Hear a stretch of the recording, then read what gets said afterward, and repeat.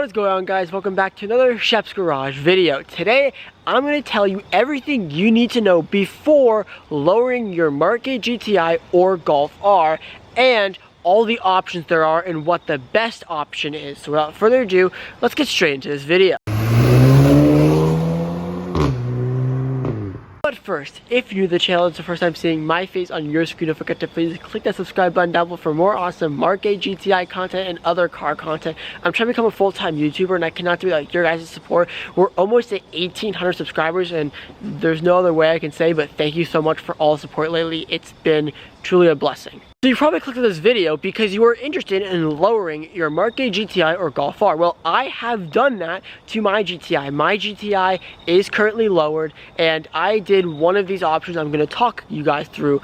However, I first want to explain what is lowering a car, because I think that's a good place to start, and what are the advantages and disadvantages of lowering your car. This goes for any car, not just the Mark 8 GTI or Golf R or Volkswagen, but when you're basically lowering your car, you're basically taking the original ride height and just lowering it down, and this provides a bunch of advantages like improved handling, better overall stability, overall better looks, but also some disadvantages like uncomfortable ride and higher wear and tear, stuff like that. Now, with the overview out of the way, let's talk about the 3 different types of ways you can lower your car, or the 3 ways that I recommend you lower your car. But also, on this list, I am not including air suspension because, or bags, another way of saying it, because bags or air suspension is in a different class of its own. It has its acquired taste, acquired people, and then its acquired car.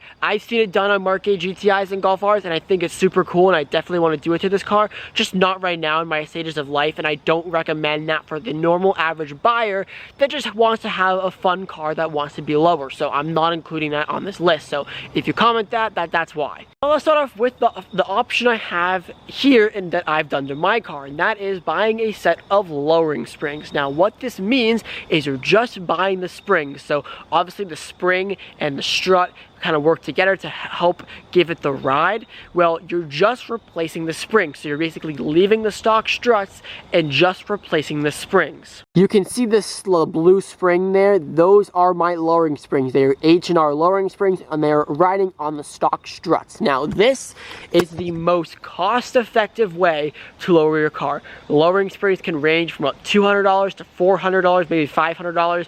This is the most cost-effective way to lower your car, and while it looks great, it has its flaws. Let's first start off that the wear and tear is really bad. The stock shocks are not meant to do this. They are not meant to put lowering springs on, so the downside to that is excessive wear and tear on the shocks, and after around 2 years your car will ride like crap, and that's how my car rides currently. The reason why I went this way is because it was the most cost-effective option. Like I said, if you want your car lower, this is the cheapest way to do it for a Mark 8 GTI or Golf R, just lowering springs. If you have DCC, it will work with the DCC or the dynamic chassis control, but when it comes to lowering your car for a Mark 8, this is the cheapest way to do it.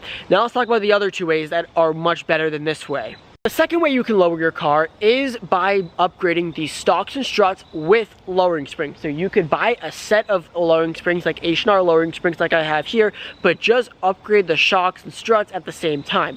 This will, 1, be better for wear and tear, and 2, your car will ride nicer for longer even though it's lower. I know all low cars don't ride super well compared to higher cars. However, the ride will be pretty much better compared to, well, your stock struts on the, stock H&R lowering springs or whatever lowering spring you choose. This way is way more costly because the front and rear shocks are like $500 for the front, like $500 for the rear or something like that. So it is more costly, plus labor. It is more costly, like I said. So I wouldn't choose this way if you're balling on a budget and kind of want to lower your car. But the way I sort of see it is you should do it right. You should do it right the first time so you don't have to, go back and do it again. Third and final way you can lower your car, and this is the way that I honestly wish I went because my car rides like crap, like I said, is coilovers. Now, coilovers basically come with a brand new spring and a brand new strut. You're basically replacing the entire component of the suspension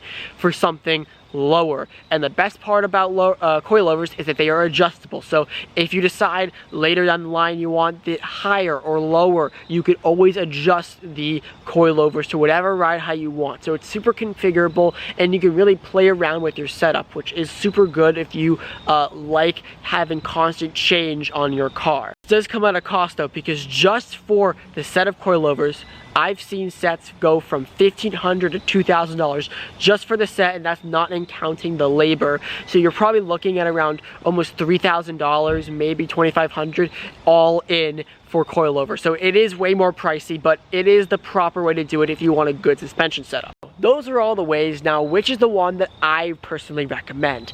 Well, it really depends on your situation and how much you're willing to spend. If you want your car lower because it just looks better, but you really are okay with the downsides of, you know, the increased wear and tear and the stock struts wearing out, the lowering springs option is a perfect fine way to go, and that's the way I went. I definitely do have instant regrets on it. I did make that regret in the 5 mistakes I made on my Mark A GTI video that I made a while back. I made that mistake. I really regret doing lowering springs on this car. I should have went with coilovers. If you want to do it right, I highly recommend coilovers. I rode in a Mark A with coilovers before, and it's so much better than the suspension setup I have back here. So however, if you do want a good combination between both of those, then I would do the lowering springs along with upgraded struts and shocks. So it really just depends which way you want to go and what your budget is, because everyone's budget is different when it comes to this type of thing. But overall, that are my recommendations and the 3 best ways you can lower your car.